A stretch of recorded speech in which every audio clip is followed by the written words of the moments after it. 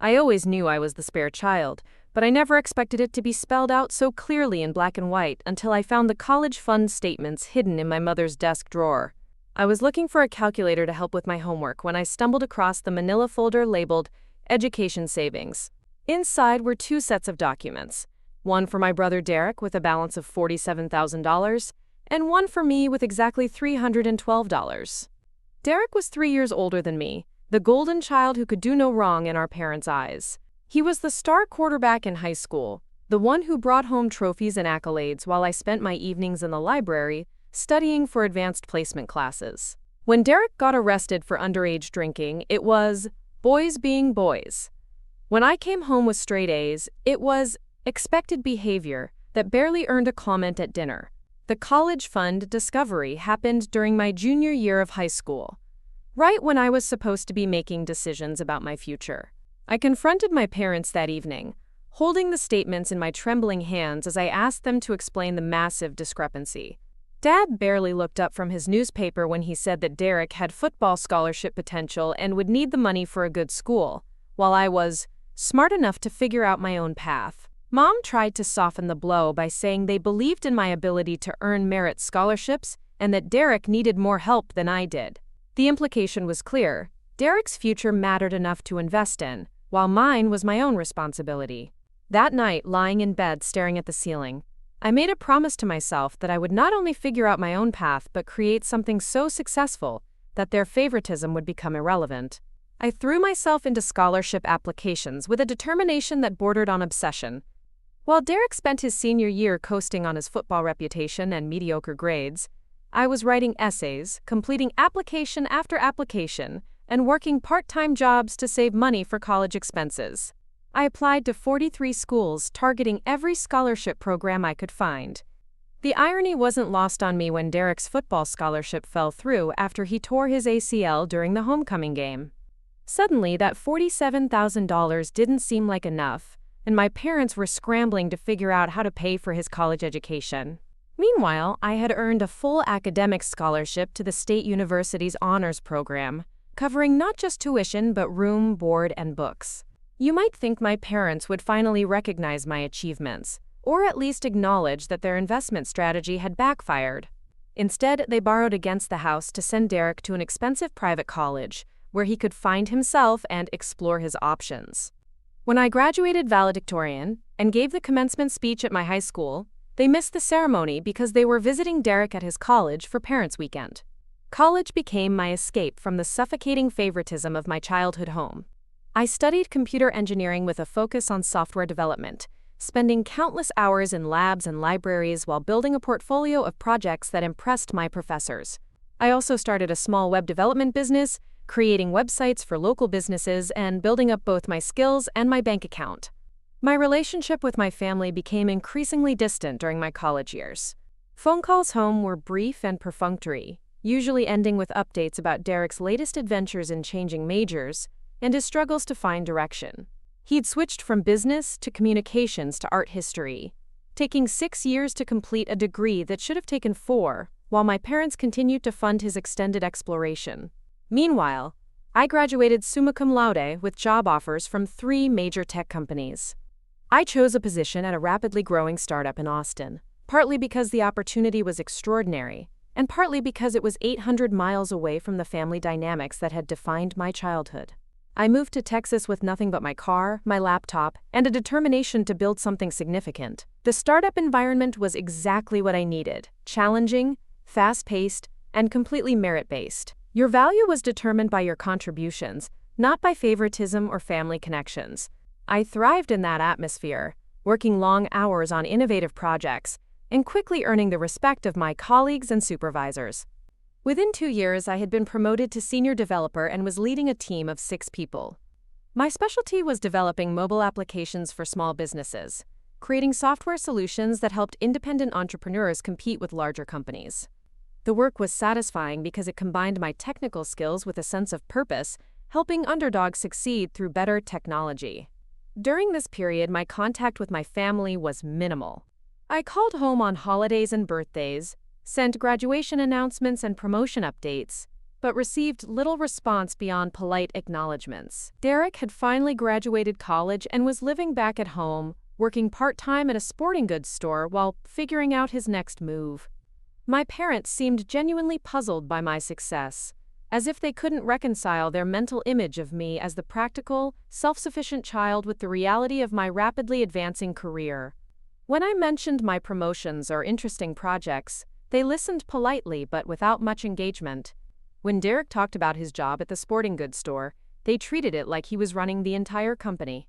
The turning point in my career came when I developed an inventory management app that revolutionized how small retailers tracked their products and sales. The app integrated point-of-sale systems with supply chain management, providing real-time analytics that helped business owners make informed decisions about purchasing and pricing.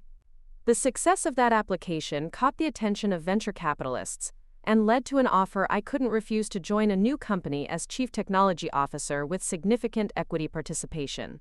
The startup was focused on developing business software for small and medium enterprises, exactly the kind of work that excited me most. Taking the CTO position was a calculated risk, but it paid off beyond my wildest expectations. The company grew rapidly, expanding from 12 employees to over 200 within 3 years. My equity stake became increasingly valuable as we secured additional funding rounds and gained market share in our targeted industries. More importantly, I was building something meaningful.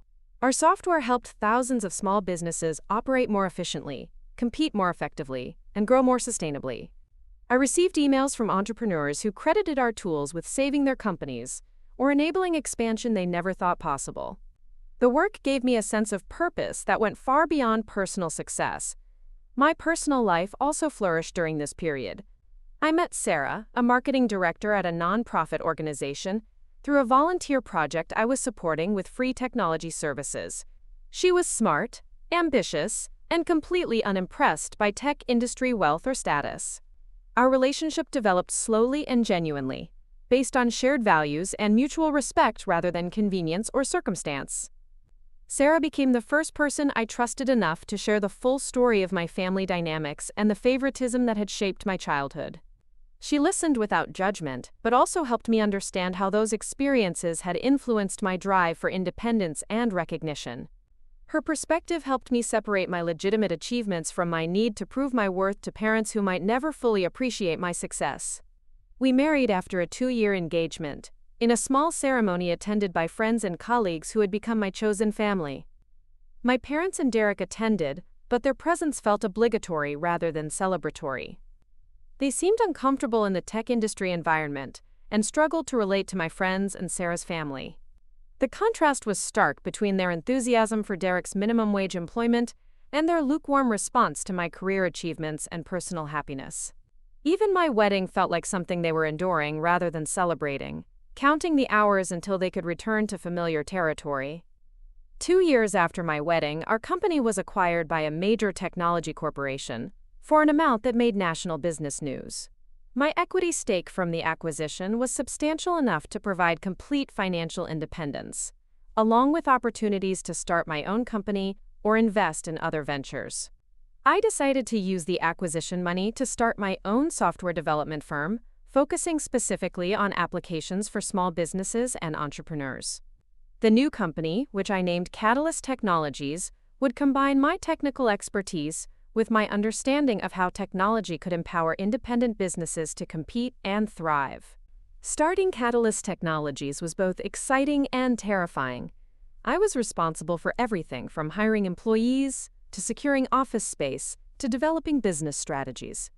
But I had learned valuable lessons from my previous experiences, and I was surrounded by talented people who shared my vision of using technology to help smaller businesses succeed. The company grew steadily, attracting clients who appreciated our focus on practical solutions rather than flashy features. We developed applications for restaurants, retail stores, service companies, and manufacturers, always keeping in mind that our clients needed tools that were powerful but easy to use and maintain. Within 3 years, Catalyst Technologies employed 45 people and had developed software used by over 10,000 businesses across the country. Industry publications were featuring our work, and I was invited to speak at conferences about entrepreneurship and technology development. My parents' reaction to my business success was predictably muted. They acknowledged my achievements when pressed, but seemed more interested in Derek's latest developments. He had moved out of their house and was working as a sales associate at an electronics store, which they treated as a major career breakthrough. The cognitive dissonance was remarkable, watching them celebrate Derek's entry-level retail job, while barely acknowledging that I had built a successful company from scratch. But I had reached a point where their approval or recognition no longer mattered to my sense of self-worth or professional satisfaction. Then Derek lost his job at the electronics store. According to the version I heard from Mom during one of our quarterly phone calls, Derek had been unfairly targeted by management and let go due to budget cuts. Reading between the lines and knowing Derek's history, I suspected the reality was more complicated, probably involving tardiness, poor performance, or conflicts with supervisors. For several months after Derek's termination, my parents supported him financially while he, quote, looked for the right opportunity. They seemed to believe that his employment problems were temporary setbacks rather than patterns of behavior that might require addressing. During this period, I noticed changes in my parents' attitude toward my success. For the first time, Mom started asking detailed questions about my business and expressing pride in my achievements. Dad mentioned my company to his friends and coworkers, suddenly interested in bragging about his entrepreneur son.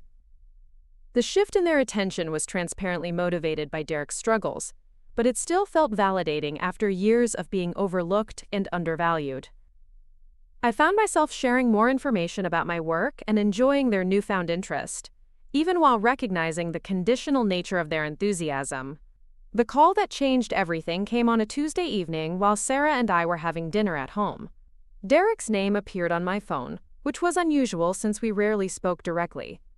I almost let it go to voicemail, but curiosity got the better of me, and I answered. Derek sounded different than I remembered, more subdued and uncertain than the confident golden child of our youth. He asked about my business, expressing admiration for what I had built and interest in learning more about the technology industry. The conversation felt surprisingly normal, like talking to a regular person rather than the favored sibling who had defined my childhood frustrations. Near the end of the call, Derek mentioned that he was considering a career change and asked if I might have any advice about getting into the technology field. I suggested some online courses and certification programs, thinking he was looking for general guidance about potential career directions. 2 weeks later, Derek called again, this time with a more specific request. He had been thinking about our previous conversation and wondered if there might be opportunities for him at Catalyst Technologies. He acknowledged that he didn't have technical skills but suggested that his sales experience and people skills might be valuable in a client-facing role. The audacity of the request left me speechless for several seconds. This was the same brother who had received $47,000 of college funding while I got $312. The same brother whose mediocre achievements had been celebrated while my academic and professional success was taken for granted. The same brother who had been supported through 6 years of college and months of unemployment while I built my career entirely through my own efforts. Now he wanted me to give him a job. Wah! I told Derek I would think about his request and get back to him, but internally I was struggling with emotions I thought I had resolved years earlier. The old resentments came flooding back, along with anger about the favoritism that had shaped our entire relationship. Sarah listened patiently as I processed my feelings about Derek's job request, helping me separate my legitimate business concerns from my emotional reactions to our family history. She pointed out that hiring decisions should be based on merit and business needs rather than personal grievances, but she also acknowledged that it would be natural for me to feel conflicted. I spent several days considering Derek's request from multiple angles. From a business perspective, we did need additional sales staff, and Derek's retail experience might translate to client development work. From a family perspective, helping Derek could improve our relationship and demonstrate that I had moved beyond childhood resentments. But I also had to consider the implications of hiring a family member, especially one with Derek's employment history and our complicated relationship dynamics. My employees had come to trust my judgment about hiring decisions, and bringing Derek into the company could affect team morale if he didn't perform well. The decision became more complicated when Mom called to discuss Derek's job prospects. She didn't directly ask me to hire him, but she made it clear that the family was concerned about his career struggles and hoped he could find stable employment soon. The implication was obvious: they expected me to help Derek, just as they had helped him throughout his life. For the first time in years, I felt the old pressure to prioritize Derek's needs over my own judgment and interests. The expectation that I should sacrifice my professional standards to help the favored child felt like a continuation of the family dynamics that had shaped my childhood. I realized that this moment represented a test of how much I had truly moved beyond the resentments and insecurities of my youth. Would I make a decision based on business merit and personal integrity, or would I allow family pressure and old emotional patterns to influence my choices? The answer, when it came to me, was both liberating and terrifying. I would interview Derek for a position at my company, but I would treat him exactly like any other candidate. No special consideration for family connections, no lowered standards because of parental expectations, no automatic rejection because of childhood resentments. If Derek could demonstrate the skills, motivation, and professionalism required for success at Catalyst Technologies, I would hire him. If he couldn't meet our standards, I would decline his application regardless of family pressure or personal history.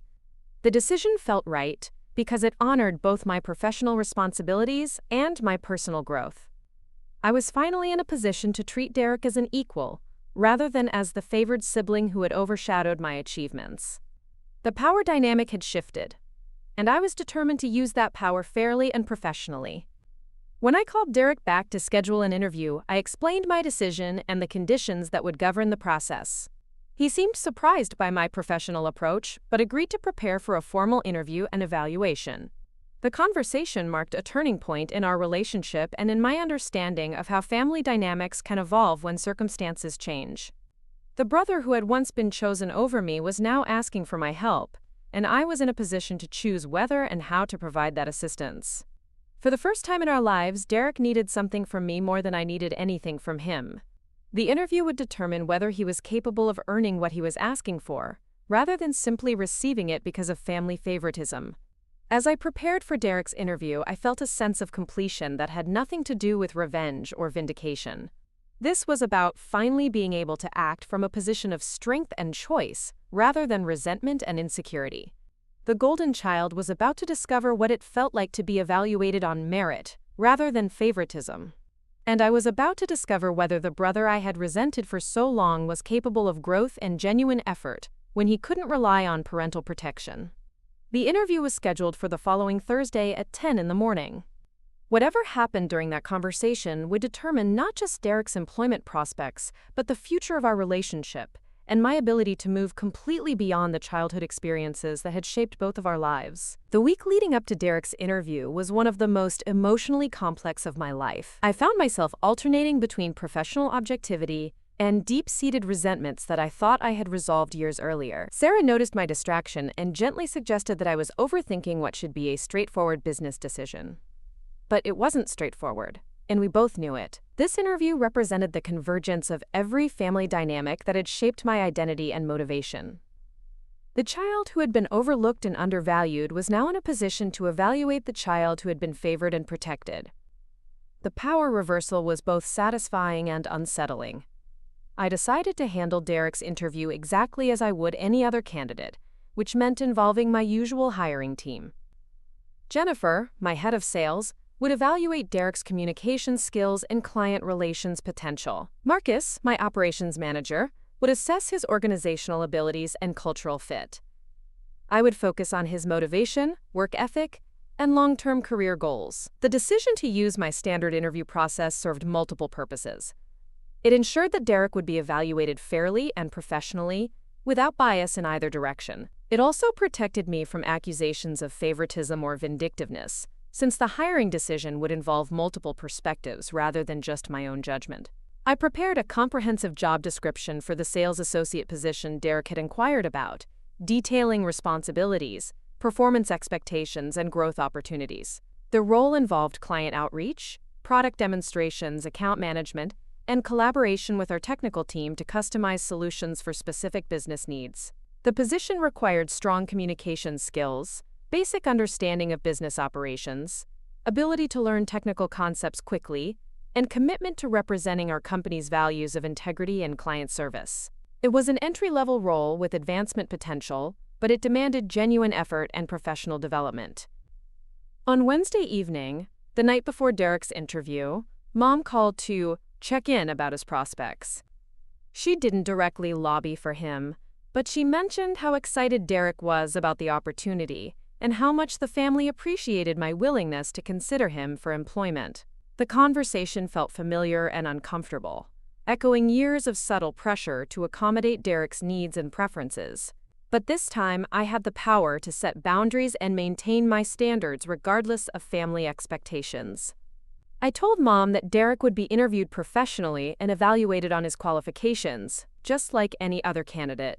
I emphasized that Catalyst Technologies had high standards and that employment decisions were based strictly on merit and business needs.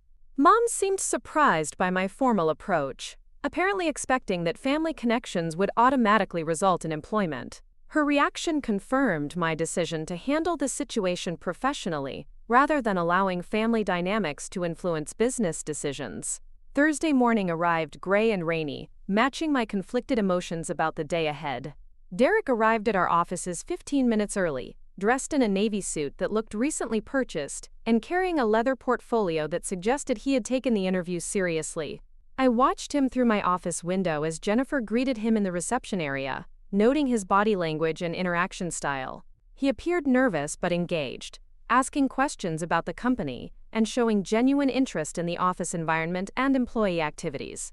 Jennifer began the interview in our main conference room, with Marcus and me joining after she had completed her initial assessment. The three-person panel was our standard approach for sales positions, designed to evaluate candidates from multiple perspectives while maintaining consistency across all hiring decisions.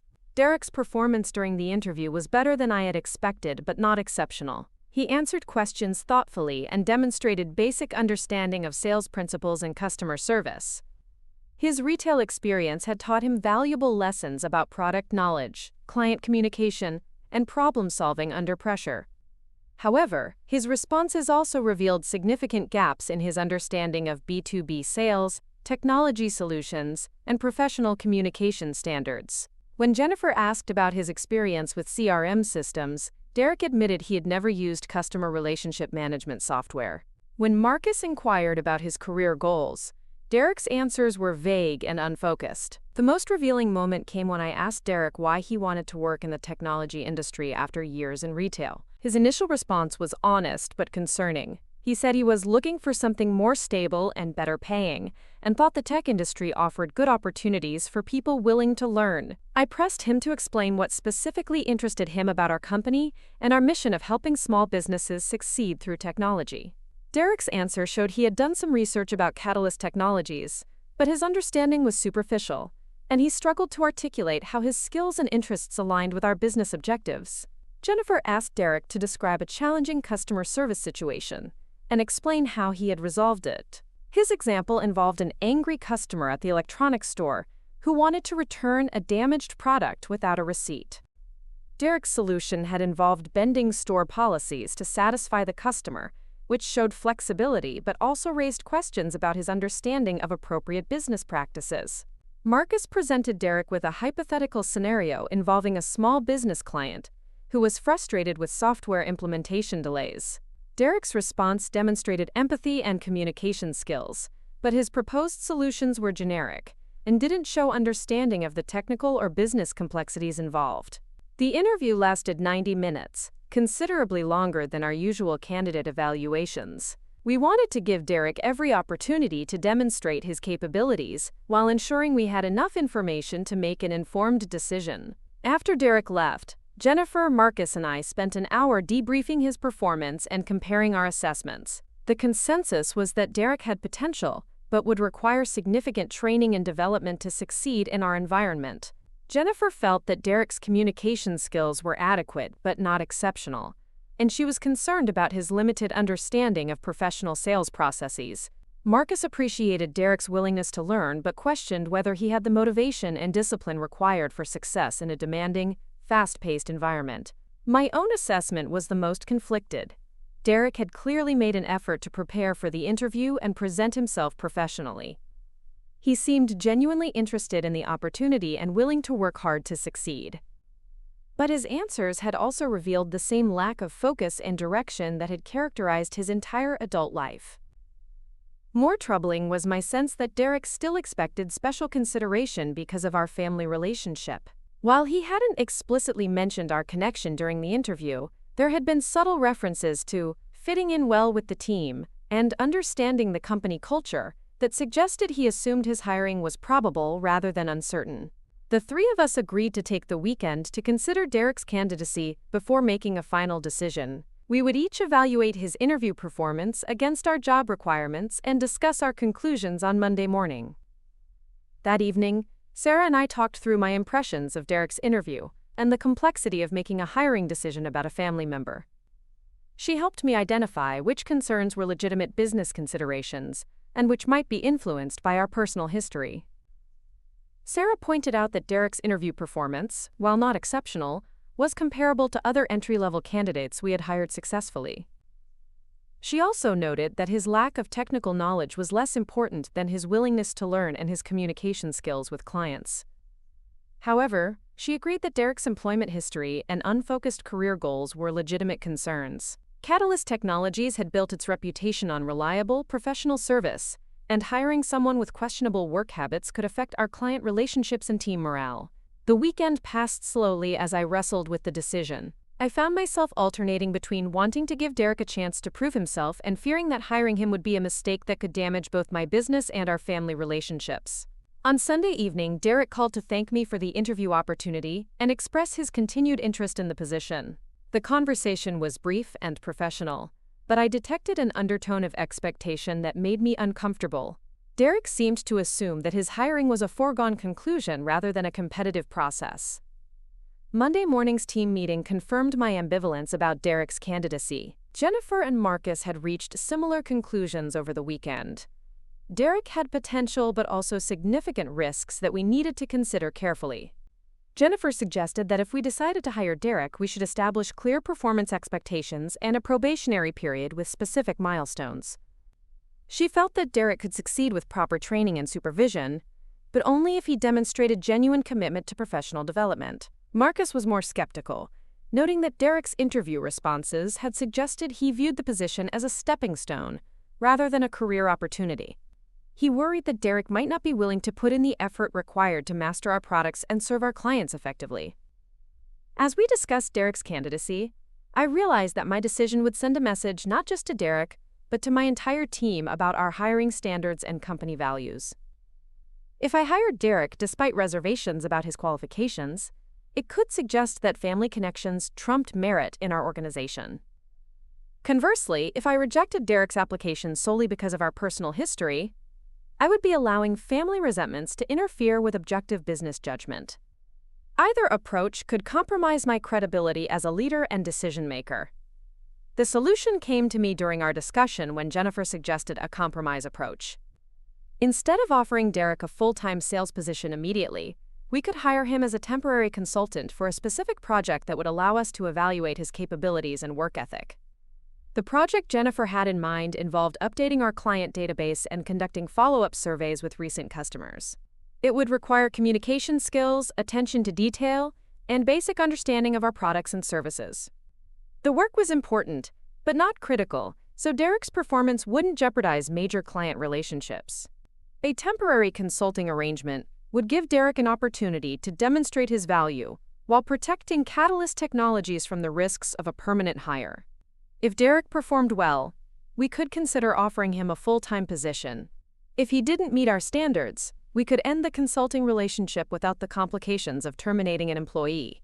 The approach felt fair and professional, addressing both Derek's request for employment opportunity and my concerns about his qualifications and motivation. It would also demonstrate to my team that hiring decisions at Catalyst Technologies were based on merit and business needs rather than personal relationships. I called Derek that afternoon to discuss our decision.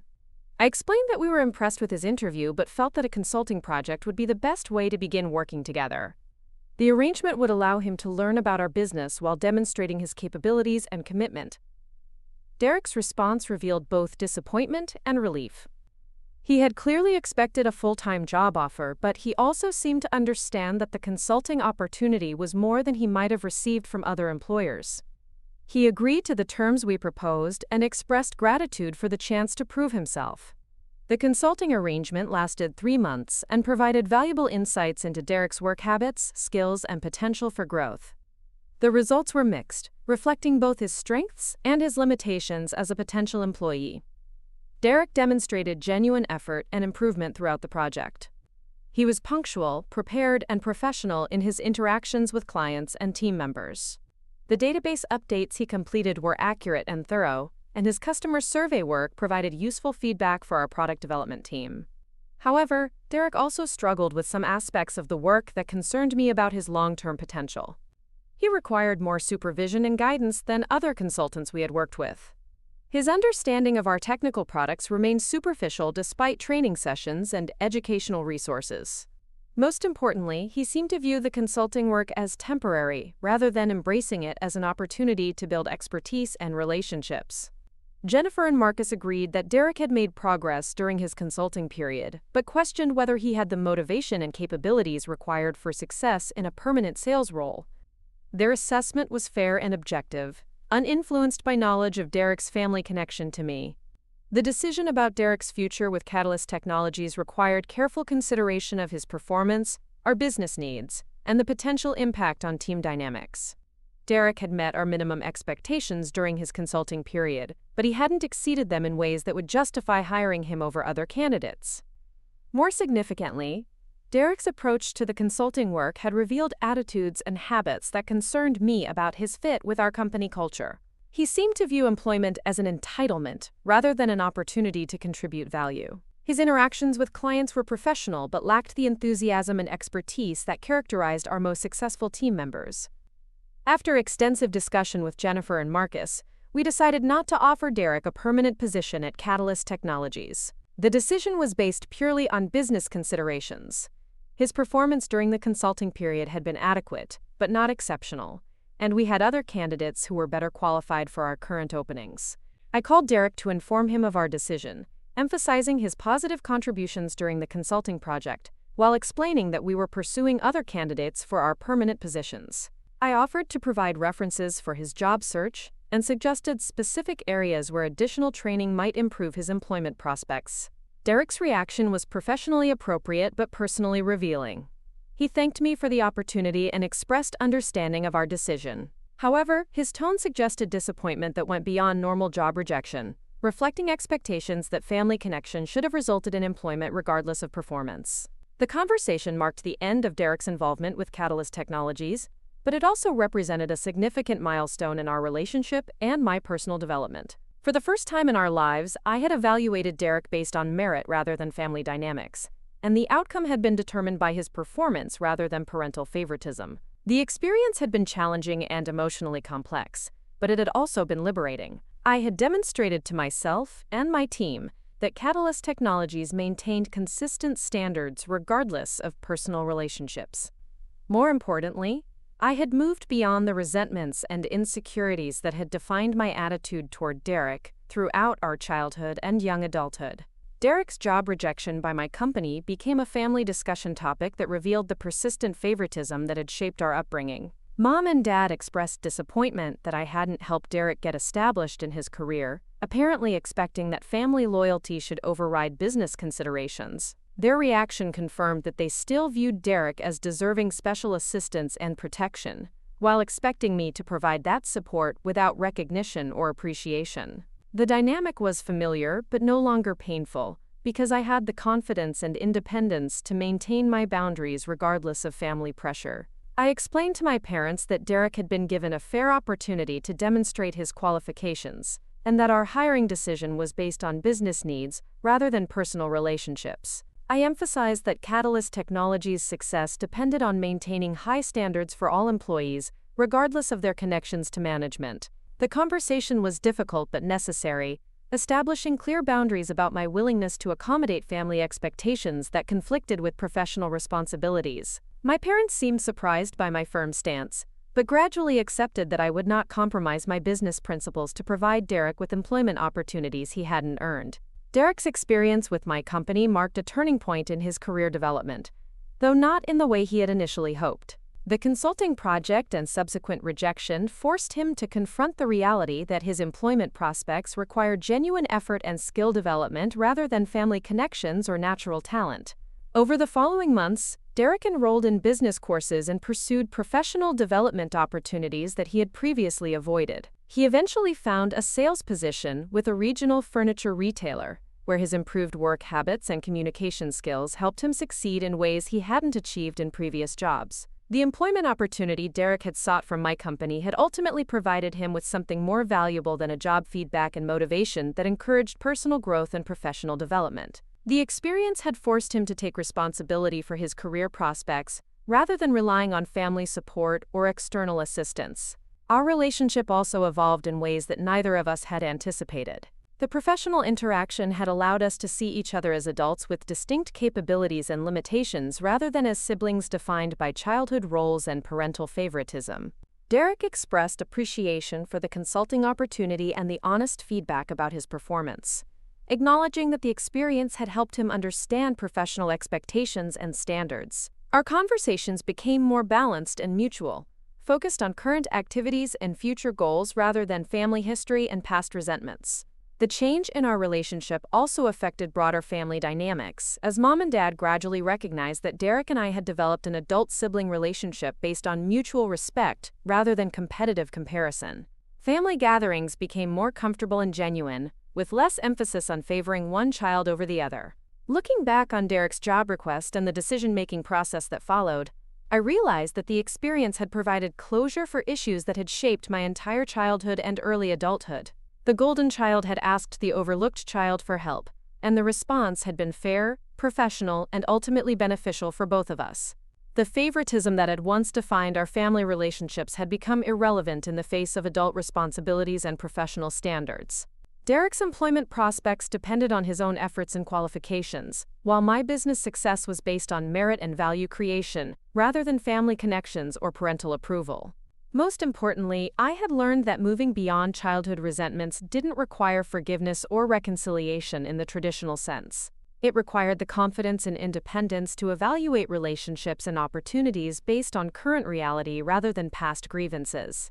Derek's request for employment had provided an opportunity to demonstrate that growth and change were possible for both of us, even when the outcomes weren't what we had initially expected or hoped for. The experience had been challenging but ultimately liberating, marking the end of one chapter in our family story and the beginning of another. The months following Derek's consulting period brought unexpected developments that further tested the new dynamics our family had established. Derek's improved work performance at the furniture retailer had caught the attention of his management, and he was promoted to assistant sales manager within 6 months of starting the position. For the first time in his adult life, Derek was experiencing genuine professional success based on his own merit rather than family support or natural advantages. The promotion created an interesting shift in family dinner conversations. Instead of Mom and Dad making excuses for Derek's employment struggles or celebrating minimal achievements, they were genuinely proud of his professional growth and increased responsibilities. Derek spoke with confidence about his work, sharing stories about successful sales presentations and team leadership challenges that demonstrated real engagement with his career. Meanwhile, Catalyst Technologies continued to expand rapidly, securing several major contracts that required us to hire additional staff and open a second office location. The business success was gratifying, but it also brought new challenges in maintaining our company culture and quality standards while scaling operations. One particularly significant contract came from a consortium of small manufacturers who needed integrated inventory and customer management systems. The project was worth more than $2 million and would establish our reputation in the manufacturing sector, but it also required capabilities we hadn't previously developed. I decided to partner with a specialized manufacturing software company based in Chicago, creating a joint venture that combined their industry expertise with our customer service and customization strengths. The partnership required extensive travel and coordination, testing my leadership abilities and forcing me to delegate more responsibilities to my senior team. During this period of intense business growth, I found myself thinking more about work-life balance and long-term priorities. Sarah and I had been discussing starting a family, but my demanding schedule and travel commitments made it difficult to focus on personal goals alongside professional obligations. The conversation about family planning also brought up questions about legacy and inheritance that echoed my own childhood experiences with favoritism and financial support. Sarah and I talked extensively about how we would handle college funding, career guidance, and financial assistance for our future children, committed to avoiding the preferential treatment that had characterized my upbringing. These discussions made me more conscious of my ongoing relationship with my parents and the ways their attitudes had evolved since Derek's professional development and my business success. Dad had started asking detailed questions about my company's growth strategies and expressing pride in my achievements in ways he never had during my childhood. Mom's transformation was even more dramatic. She had begun forwarding business articles to me and suggesting networking opportunities with her friends' adult children who worked in technology. The attention felt validating but also somewhat hollow, given its obvious connection to my financial success rather than recognition of my character or capabilities. The change in my parents' attitudes became particularly apparent during Thanksgiving dinner, when Dad spent most of the meal asking about my business plans and investment strategies. Derek contributed to the conversation by sharing insights from his retail management experience, creating a dynamic where both sons were treated as successful adults with valuable perspectives. The contrast with previous family gatherings was remarkable, but it also highlighted how conditional my parents' approval had always been. Their newfound interest in my opinions and achievements was gratifying, but it also reinforced my understanding that their love and attention were tied to external measures of success rather than unconditional family bonds. Derek seemed to notice the shift in family dynamics as well, commenting privately that our parents were, quote, finally treating us like adults instead of comparing us to each other. His observation was perceptive and suggested that our professional interactions had helped him develop greater self-awareness and emotional intelligence. The most significant test of our evolved family relationships came when Derek approached me with a new request, this time involving his girlfriend Amanda rather than his own employment. Amanda was completing her master's degree in marketing and was looking for internship opportunities with technology companies. Derek wondered if Catalyst Technologies might have programs for graduate students in her field. The request was more sophisticated than Derek's original job inquiry, demonstrating his improved understanding of professional boundaries and appropriate ways to seek assistance. Instead of asking me to hire Amanda, he was inquiring about legitimate opportunities that might match her qualifications and career goals. I appreciated Derek's more thoughtful approach, but I also recognized the potential complications of becoming involved in his personal relationships. Hiring Amanda could create awkward dynamics if her internship didn't go well, or if her relationship with Derek encountered problems. After discussing the situation with Sarah and my senior team, I decided to provide Derek with information about our internship programs without offering special consideration for Amanda's application. If she was interested in applying, she would go through our standard evaluation process and be considered alongside other candidates. Derek's reaction to my response was mature and understanding, reflecting the personal growth he had experienced over the previous year. He thanked me for the information and said he would share it with Amanda, emphasizing that he understood she would need to earn any opportunity through her own qualifications. Amanda did apply for our summer marketing internship program, submitting a comprehensive application that included a portfolio of academic projects and recommendations from her professors. Her materials were impressive, demonstrating creativity, analytical skills, and understanding of small business marketing challenges. The decision to accept Amanda as an intern was based purely on her qualifications and our program needs, but I was aware that her relationship with Derek would create unique dynamics that required careful management. I assigned her to work directly with Jennifer, our head of sales, to minimize any perception of favoritism or special treatment. Amanda's internship performance exceeded our expectations. She developed marketing materials that helped us communicate more effectively with potential clients, conducted market research that informed our product development priorities, and assisted with customer outreach campaigns that generated significant new business. More importantly, Amanda fits seamlessly into our company culture, demonstrating the enthusiasm and professionalism that characterized our most successful team members. Her internship project involved creating a comprehensive social media strategy that helped us reach new customer segments and build stronger relationships with existing clients. The success of Amanda's internship created an interesting dynamic where Derek was indirectly connected to my business through a person who had earned her position through merit rather than family connections. The arrangement felt comfortable and appropriate, validating our family's evolution toward relationships based on mutual respect rather than favoritism or entitlement. Amanda's internship also provided Derek with insights into professional environments and career development strategies that influenced his own workplace performance. He began applying organizational and communication techniques he observed through Amanda's experience, leading to further improvements in his own job responsibilities and advancement prospects. By the end of Amanda's internship, she had earned an offer for a full-time marketing position with Catalyst Technologies upon completion of her graduate degree. The offer was based entirely on her contributions and potential, but it also represented a positive outcome for Derek's attempt to help someone important to him while respecting professional boundaries. The experience reinforced lessons about the importance of maintaining standards and boundaries while remaining open to opportunities that benefit both individuals and organizations. Amanda's success demonstrated that merit-based hiring could produce positive outcomes for everyone involved, including family members who had facilitated connections appropriately. Derek's approach to Amanda's internship opportunity marked a significant evolution in his understanding of professional relationships and appropriate ways to leverage family connections. Instead of expecting special treatment or automatic approval, he had facilitated an introduction that allowed Amanda to demonstrate her qualifications independently. The contrast with Derek's original job request was striking, showing how much both of us had learned from our earlier professional interaction. Derek had developed better judgment about when and how to seek assistance, while I had gained confidence in maintaining standards while remaining open to legitimate opportunities. Our family relationships continued to evolve as Derek's career advanced, and my business expanded. The competitive dynamics and resentments that had characterized our childhood were replaced by mutual support and genuine interest in each other's success and well-being. Derek's promotion to sales manager at the furniture retailer came with responsibilities for training new employees and developing sales strategies for different product categories.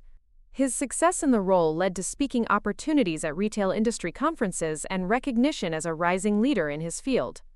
The professional recognition Derek was earning felt completely different from the artificial praise and protection he had received during our childhood. This success was based on his own efforts and capabilities, making it more satisfying and sustainable than advantages he had been given simply because of parental favoritism. My own business achievements continued to accumulate as Catalyst Technologies established partnerships with major corporations and expanded into new market segments. The company was featured in industry publications as an example of successful entrepreneurship and innovative customer service approaches. The financial success of my business had reached levels that provided complete independence from family financial dynamics, but more importantly, it had created opportunities to support causes and organizations that aligned with my values. Sarah and I established a foundation focused on educational opportunities for underrepresented students in technology fields.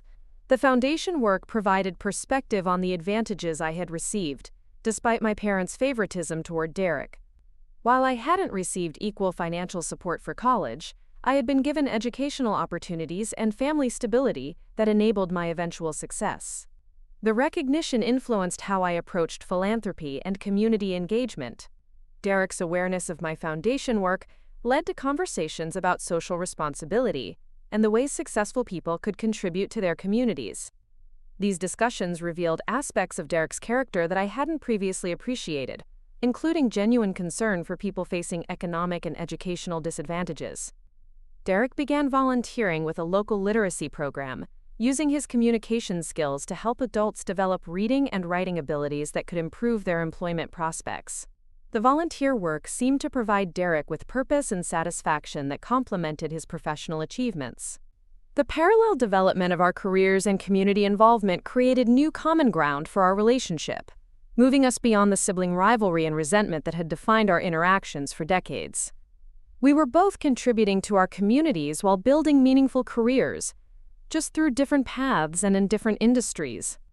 Our parents' attitudes toward both of us continued to evolve as they recognized that their adult sons had developed into successful, responsible people, despite the favoritism and conflict that had characterized our family dynamics during childhood and young adulthood.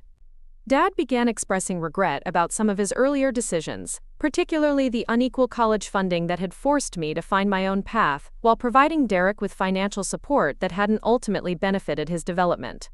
The acknowledgement was meaningful, even though the circumstances couldn't be changed retroactively. Mom's transformation involved greater appreciation for different types of success and achievement, moving beyond her previous focus on traditional markers like sports performance and social popularity. She began celebrating both Derek's professional advancement and my business success as examples of the family's values and capabilities. The changes in our family relationships culminated during Derek's engagement to Amanda, when he asked me to serve as his best man at their wedding. The request represented a level of trust and respect that would have been impossible during our earlier years of competition and resentment. Accepting Derek's invitation to be his best man felt like a culmination of our journey from favored child and overlooked sibling to adult brothers who respected each other's choices and supported each other's goals. The role would allow me to publicly acknowledge Derek's growth and celebrate his happiness with Amanda. Preparing the best man speech required me to reflect on our relationship's evolution and the lessons we had both learned about family, success, and personal development. I wanted to acknowledge our difficult history while celebrating the positive changes that had brought us to this moment of genuine mutual support. The wedding speech became an opportunity to articulate insights about sibling relationships, family dynamics, and the possibility of growth and change even when past patterns seem fixed and unchangeable. Derek and Amanda's marriage represented hope for their future together, but it also symbolized the possibility of healing and transformation within families. The wedding celebration was attended by colleagues from both of our workplaces, creating an interesting blend of retail and technology professionals who shared stories about Derek and Amanda's contributions to their respective organizations. The presence of our professional communities at a family celebration highlighted how much our identities had expanded beyond the roles we had played in childhood. During the reception, several guests commented on the obvious affection and respect between Derek and me, noting that our interactions reflected genuine friendship rather than obligatory family politeness. The observations confirmed that our relationship had been fundamentally transformed through the challenges and growth we had experienced individually and together. The success of Derek's wedding and the positive family dynamics it represented marked a new chapter in our ongoing story of growth, forgiveness, and mutual support.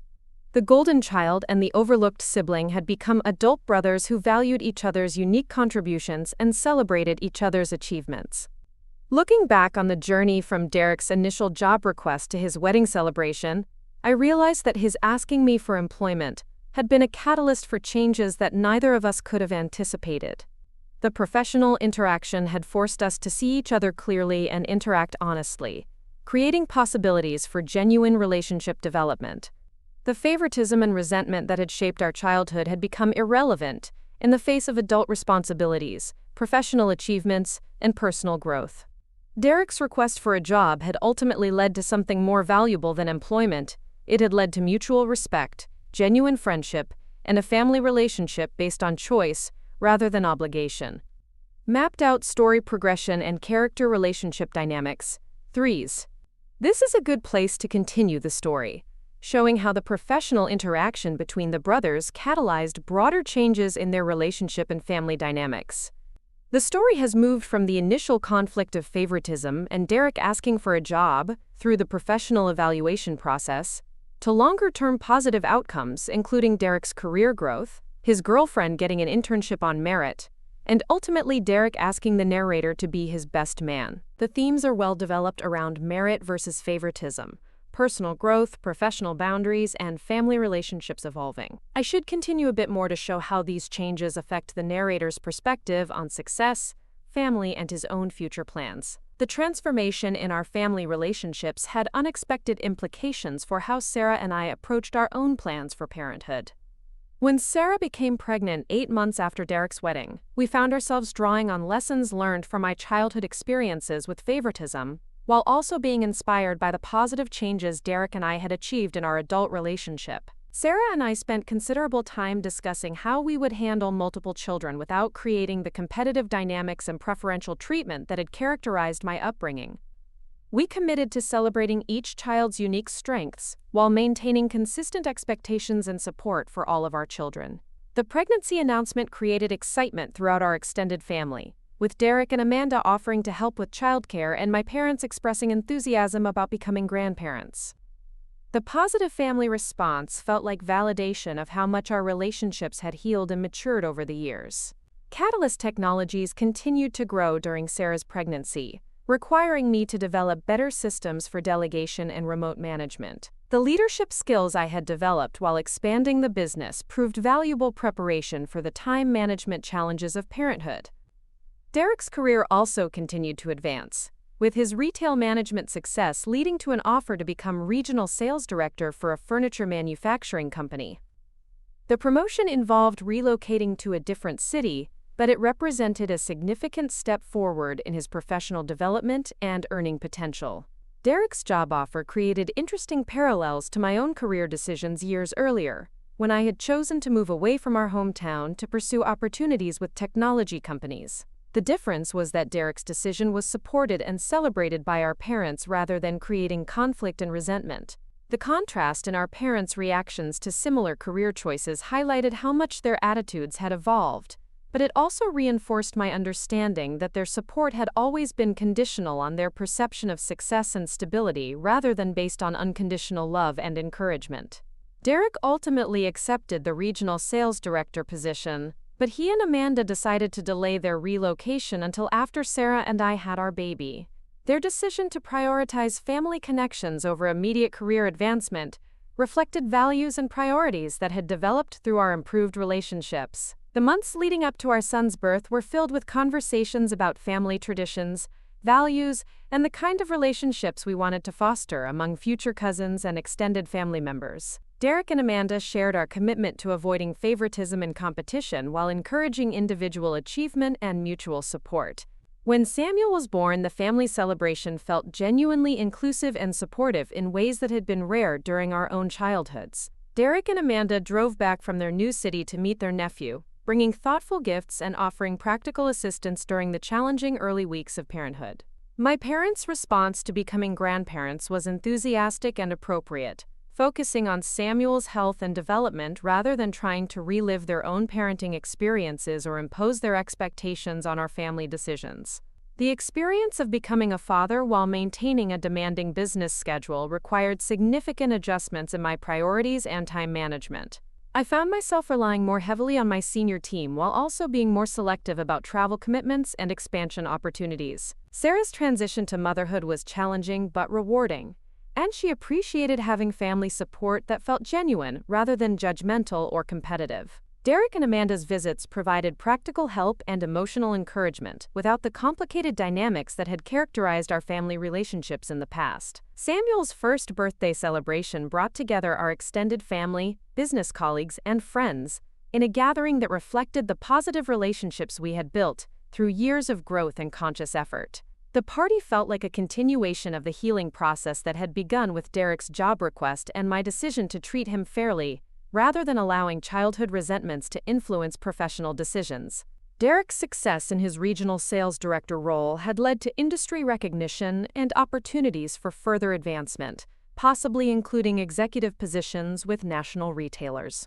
His professional growth was satisfying to observe, representing the culmination of personal development that had begun with his consulting work at my company. The evolution of Derek's career also validated my decision to evaluate him based on merit rather than family connections.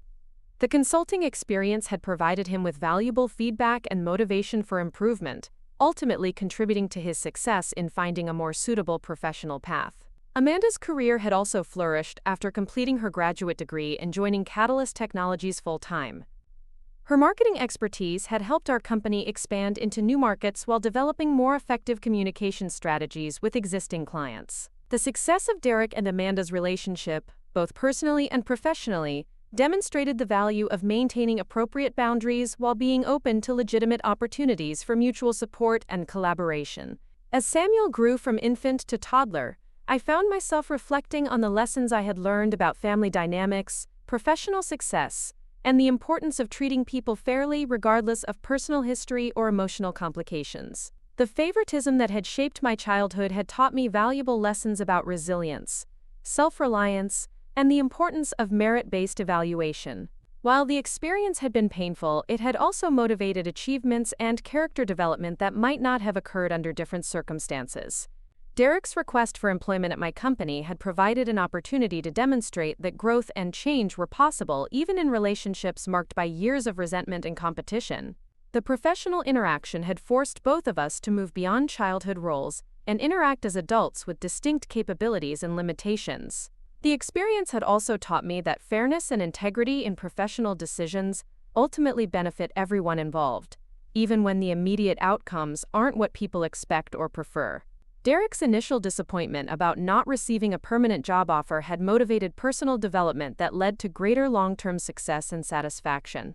Most importantly, the journey from childhood favoritism to adult mutual respect had shown me that family relationships could be transformed through conscious effort, honest communication, and willingness to prioritize long-term bonds over short-term advantages or grievances. As I watched Samuel playing with his cousin during family gatherings, I felt grateful that his generation would grow up with different dynamics and expectations than Derek and I had experienced. The competitive favoritism that had defined our childhood had been replaced by collaborative support and genuine celebration of individual achievements. The story that had begun with parents choosing one brother over the other had evolved into a narrative about the possibility of growth, forgiveness, and the creation of healthier family relationships through conscious effort and mutual respect. Derek's initial request for a job at my company had been a catalyst for changes that extended far beyond employment decisions, ultimately transforming our entire family dynamic and creating a foundation for positive relationships that would benefit future generations. The golden child and the overlooked sibling had become adult brothers, successful professionals, and supportive family members who valued each other's unique contributions while maintaining their individual identities and aspirations. Looking toward the future, I felt optimistic about the relationship Samuel would have with his cousins and extended family, confident that the lessons Derek and I had learned about fairness, respect, and mutual support would create better experiences for the next generation. The favoritism that had once divided our family had become a source of wisdom about the importance of treating all children with equal love, support, and expectations, while celebrating their individual strengths and helping them develop their unique potential. The request for a job that had initially seemed like another example of Derek expecting special treatment had become the beginning of a transformation that proved family relationships could heal and grow when people were willing to choose love over pride, fairness over favoritism, and mutual respect over competition. The years that followed Samuel's birth brought a series of developments that continued to test and strengthen our family's transformed dynamics. When Samuel was 3 years old, Derek and Amanda welcomed their first child, a daughter they named Claire. The arrival of the next generation created new opportunities for our family to demonstrate the values we had developed through our own relationship healing. Claire's birth was particularly meaningful because it occurred during a challenging period for Derek and Amanda. The furniture manufacturing company Derek worked for had been acquired by a larger corporation, and his regional sales director position was eliminated during the resulting restructuring.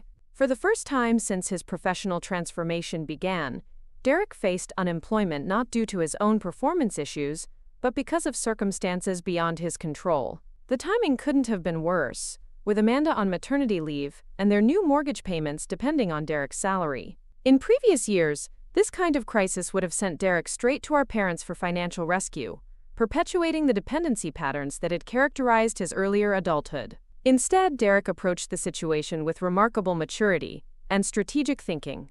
He used his severance package to support his family while conducting a thorough job search, focusing on opportunities that matched his skills and career goals rather than accepting the first available position out of desperation. Derek also reached out to me, but not for financial assistance or employment. Instead, he asked for advice about career planning, networking strategies, and the possibility of starting his own business. The conversation was collaborative and reciprocal, with Derek sharing insights from his retail management experience while seeking guidance about entrepreneurship and business development. I was impressed by Derek's professional approach to his unemployment crisis and his thoughtful consideration of various career options. He had clearly learned valuable lessons from our earlier professional interaction, understanding that career success required strategic planning and persistent effort rather than family connections or external rescue.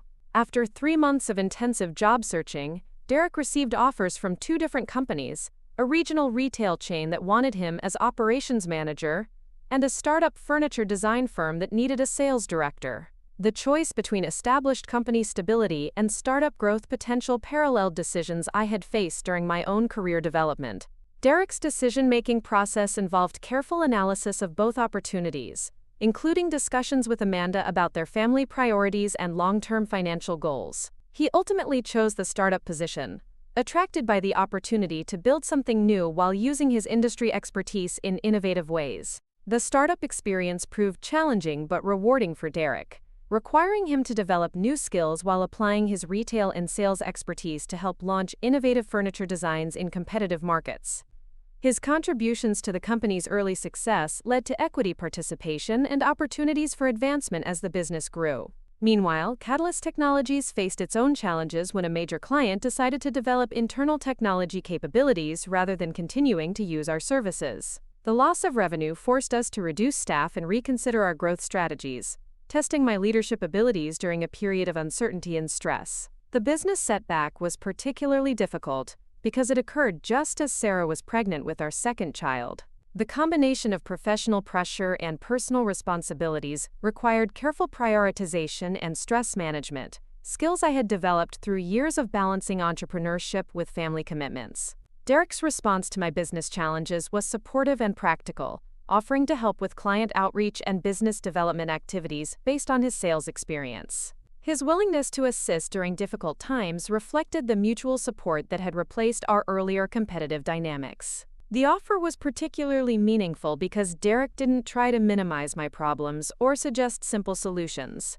Instead, he acknowledged the complexity of business challenges while offering specific assistance based on his own professional capabilities. I accepted Derek's help with developing new client relationships, and his contributions proved valuable in expanding our customer base and rebuilding revenue. His retail industry connections led to opportunities with companies we hadn't previously considered, and his sales experience helped us improve our client communication and proposal processes. The collaboration during my business difficulties strengthened our professional relationship while demonstrating that our improved family dynamics could withstand stress and challenges. Derek's assistance was professional and effective, without any expectation of special consideration or future reciprocal obligations.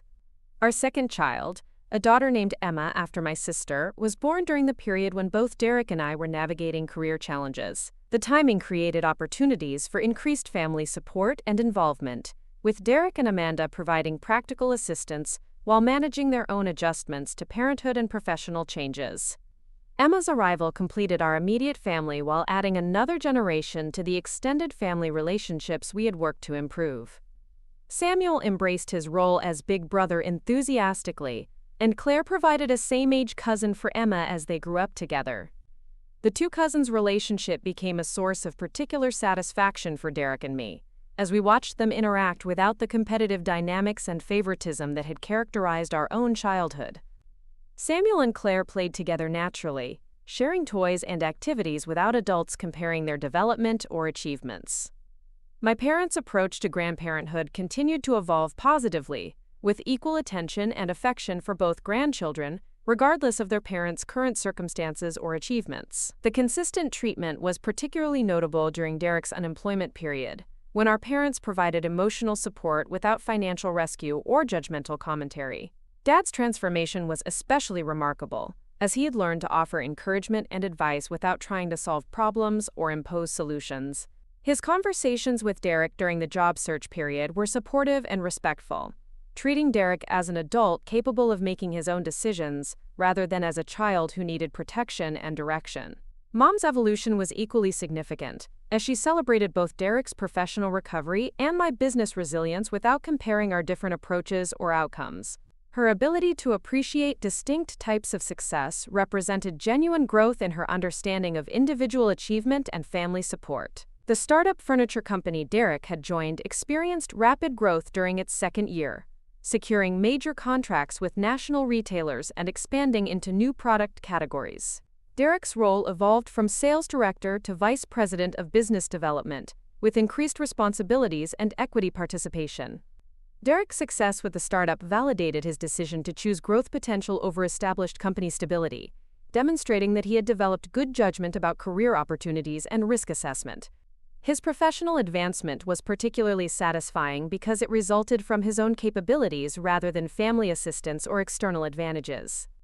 Catalyst Technologies also recovered from our client loss, developing new service offerings that attracted different types of customers while maintaining our commitment to small business support. The diversification strategy proved successful, creating multiple revenue streams and reducing our dependence on any single client relationship. The parallel recovery of both our businesses reinforced lessons about resilience, adaptation, and the importance of persistent effort during challenging periods. Derek and I had both faced professional setbacks and responded with strategic thinking rather than panic or dependency on family support. Our improved relationship also influenced how we approached business networking and professional development, with each of us introducing the other to contacts and opportunities that aligned with our respective expertise and interests. The mutual support was genuine and reciprocal, without keeping score or expecting specific returns on assistance provided. One particularly meaningful collaboration occurred when Derek's furniture startup needed technology integration for their inventory and customer management systems. Instead of automatically hiring Catalyst Technologies, Derek arranged for us to compete with other vendors, ensuring that any contract would be based on merit rather than family connections. The competitive process resulted in our winning the contract based on our capabilities and proposed solutions, creating a professional relationship that benefited both companies while maintaining appropriate boundaries between family and business relationships. Working with Derek's company provided Catalyst Technologies with valuable experience in the furniture industry, while giving Derek's startup access to customized technology solutions that improved their operational efficiency. The collaboration was successful for both organizations and demonstrated that family members could work together professionally when appropriate boundaries and standards were maintained. The success of our business relationship attracted attention from other family-owned companies who were interested in our approach to maintaining professional standards while leveraging family connections appropriately. We were invited to speak at several conferences about family business dynamics and the integration of different generations and skill sets. These speaking opportunities provided valuable networking and learning experiences while raising awareness of both our companies within our respective industries. More importantly, they allowed us to share insights about family relationship development and professional collaboration that might benefit other siblings facing similar challenges. Derek's speaking contributions were particularly impressive, as he articulated lessons about personal growth, professional development, and the importance of earning opportunities rather than expecting special treatment. His presentations demonstrated genuine understanding of business principles and family dynamics that had developed through his own experiences. The recognition of our successful collaboration marked a complete transformation from the competitive and resentful relationship that had characterized our earlier years. We had become professional colleagues and personal supporters, capable of working together effectively while maintaining our individual identities and career goals. As our children grew from toddlers to elementary school age, the positive family dynamics we had established became even more apparent in their interactions and relationships. Samuel and Emma developed close bonds with their cousins Claire and Derek's second child, a son named Michael, without any of the competitive pressure or favoritism that had marked our own childhood. Family gatherings became genuinely enjoyable occasions where both adults and children could relax and connect without underlying tensions or unresolved conflicts. The transformation was particularly evident during holiday celebrations, where gift-giving and attention were naturally balanced rather than strategically managed to avoid hurt feelings or perceived favoritism. My parents' approach to the grandchildren continued to demonstrate their growth in understanding healthy family dynamics, with equal investment in each child's development and achievement. The college fund disparities that had characterized Derek's and my upbringing were replaced by consistent educational savings and support for all grandchildren. Dad's relationship with the grandchildren was especially touching, as he applied lessons learned from his mistakes with Derek and me to create more balanced and supportive interactions with the next generation. His attention to each child's individual interests and strengths reflected genuine appreciation for different types of talents and potential. Mom's transformation was equally impressive, as she celebrated each grandchild's achievements without comparison or competition. Her ability to find unique qualities to appreciate in each child demonstrated growth in her understanding of individual worth and family love. The extended family relationships that had developed around our children became a source of stability and support that strengthened all of our connections.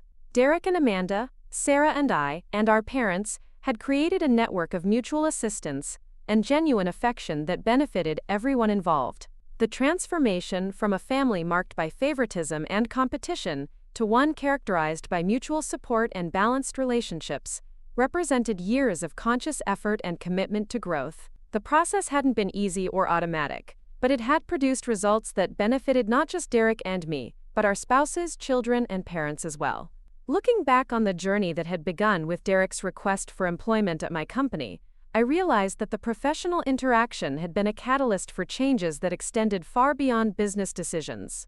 The requirement to evaluate Derek based on merit rather than family connections had forced both of us to see each other clearly and interact honestly for the first time in our adult lives. The experience had taught us that family relationships could be transformed through conscious effort, fair treatment, and willingness to prioritize long-term bonds over short-term advantages or grievances.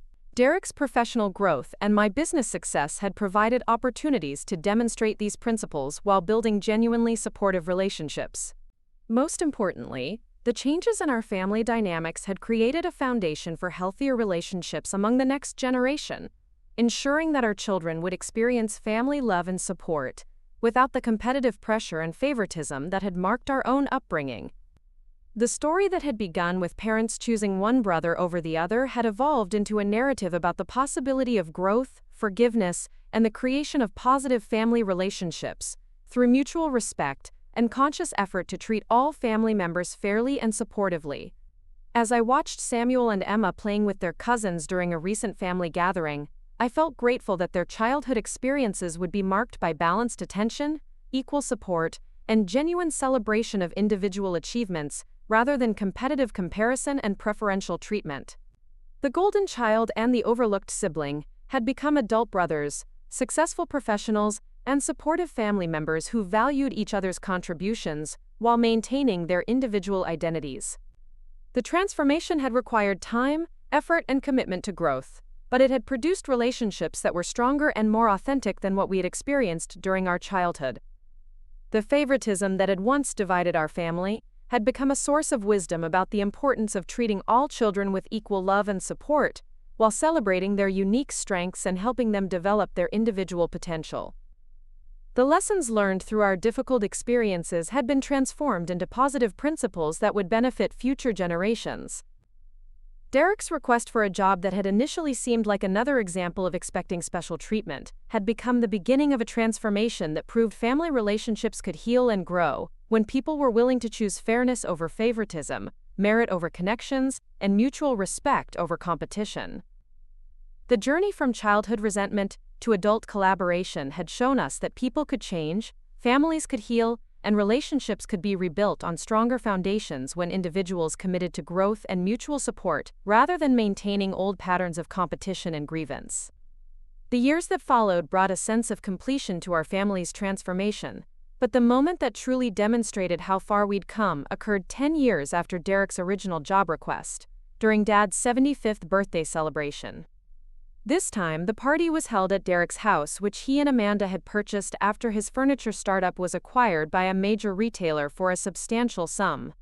Derek had become a regional vice president for the acquiring company, overseeing operations across multiple states while maintaining the entrepreneurial spirit that had driven his earlier success. The guest list reflected the interconnected lives we'd built together: colleagues from both our companies, neighbors who had become friends, and family members who genuinely enjoyed each other's company. Samuel and Emma, now 10 and 7, played with their cousins without any adult intervention or management, their relationships natural and uncomplicated. As I watched Dad opening his gifts, I was struck by how different this celebration felt from the birthday that had banned me a decade earlier. Derek had organized the party with the same attention to detail that characterized his business success, but there was no underlying tension or competition for parental approval. Dad's reaction to each gift was genuine and appreciative. Whether it was an expensive watch from Derek and Amanda, or a handmade photo album from Sarah and me, the equality of his responses reflected the balanced relationships he had learned to maintain with both of his adult sons. When it came time for speeches, Derek stood up first and talked about the lessons Dad had taught him about persistence, integrity, and the importance of earning respect through consistent effort. He acknowledged that it had taken him years to fully understand these principles, but that implementing them had transformed both his career and his personal relationships. Derek also spoke about our relationship, crediting our professional interaction years earlier with forcing him to confront his own limitations and develop the work ethic that had enabled his subsequent success. He thanked me publicly for treating him fairly rather than giving him special consideration, acknowledging that the honest feedback had been more valuable than any job I could have provided. When my turn came to speak, I reflected on the journey our family had taken from competition and resentment to genuine mutual support and respect. I talked about how Dad's values of hard work and integrity had influenced both Derek and me, even when we hadn't always applied them consistently. I shared the story of finding those college fund statements years earlier, and how the discovery had motivated me to prove my worth through my own efforts. But I also acknowledged that the experience had taught me valuable lessons about self-reliance and determination that had contributed to my eventual success. Most importantly, I talked about how Derek's request for employment had provided both of us with an opportunity to move beyond childhood roles and interact as adults with distinct capabilities and mutual respect. The professional interaction had been challenging, but it had ultimately led to the genuine friendship we now enjoyed. Dad's response to our speeches was emotional and reflective. He acknowledged the mistakes he and Mom had made in showing favoritism during our childhood, expressing regret about the college fund disparity and the pressure it had created for both of us to compete for parental approval. He also expressed pride in how Derek and I had overcome those early challenges to build successful careers and strong family relationships. He said that watching us support each other's growth and celebrate each other's achievements had been one of the greatest satisfactions of his later years. Mom spoke about the transformation she had witnessed in our family dynamics, from the tension and competition that had characterized family gatherings during our young adulthood, to the genuine warmth and collaboration that now defined our relationships. She expressed particular pride in the relationships among the grandchildren, noting that Samuel, Emma, Claire, and Michael had grown up without the competitive pressure and favoritism that had marked Derek's and my childhood. The next generation's natural bonds represented the healing our family had achieved through conscious effort and commitment to change. As the evening wound down and guests began to leave, Derek and I found ourselves cleaning up together in his kitchen, just as we had collaborated on countless projects over the years. The domestic teamwork reflected the partnership we had developed in both personal and professional spheres. Derek mentioned that his company was considering expanding into technology integration services and wondered if Catalyst Technologies might be interested in exploring partnership opportunities. The conversation was professional and thoughtful, reflecting our established pattern of supporting each other's business interests while maintaining appropriate boundaries. I appreciated Derek's approach to the potential partnership, which involved legitimate business considerations rather than family favoritism. We agreed to have our respective teams evaluate the opportunity and determine whether collaboration made sense for both organizations. The natural way we discussed business opportunities demonstrated how completely our relationship had evolved from sibling rivalry to genuine partnership. We could consider working together professionally because we trusted each other's judgment and capabilities rather than feeling obligated by family connections. As Sarah and I drove home that night with our sleepy children in the back seat, I reflected on the remarkable transformation our family had achieved. The birthday that had once excluded me in anger and disappointment had been replaced by celebrations characterized by inclusion, mutual respect, and genuine affection. The golden child and the overlooked sibling had become successful adults who valued each other's contributions while maintaining their individual identities. The favoritism that had once divided us had been replaced by balanced relationships that supported everyone's growth and achievement. Most importantly, the lessons we had learned about fairness, merit, and mutual respect were being passed down to our children, who would grow up without the competitive pressure and preferential treatment that had marked our own childhood. Derek's request for a job 10 years earlier had seemed like another example of expecting special treatment, but it had actually been the catalyst for changes that transformed our entire family dynamic. The professional interaction had forced us to see each other clearly and choose respect over resentment, fairness over favoritism. The story that began with parents choosing one brother over the other had become a testament to the possibility of growth, forgiveness, and the creation of healthier family relationships through conscious effort and mutual commitment to treating each other with dignity and respect. Looking toward the future, I felt confident that the relationships we had built would continue to strengthen and support all of us through whatever challenges and opportunities lay ahead. The favoritism that had once seemed like an permanent feature of our family had been replaced by something far more valuable: genuine love and respect that was earned rather than inherited, chosen rather than imposed. The transformation had taken years to achieve and had required difficult conversations, honest self-reflection, and willingness to change established patterns. But the results had been worth every moment of discomfort and uncertainty, creating a family legacy that our children would be proud to inherit and continue. As I tucked Samuel and Emma into their beds that night, I felt grateful that their childhood would be marked by the security of knowing they were equally valued and supported, free to develop their own unique talents without competing for parental approval or family resources. The golden child and the overlooked sibling had finally found their way to mutual respect and genuine brotherhood, proving that even the most damaged family relationships could be healed through patience, fairness, and the courage to choose love over pride. The end.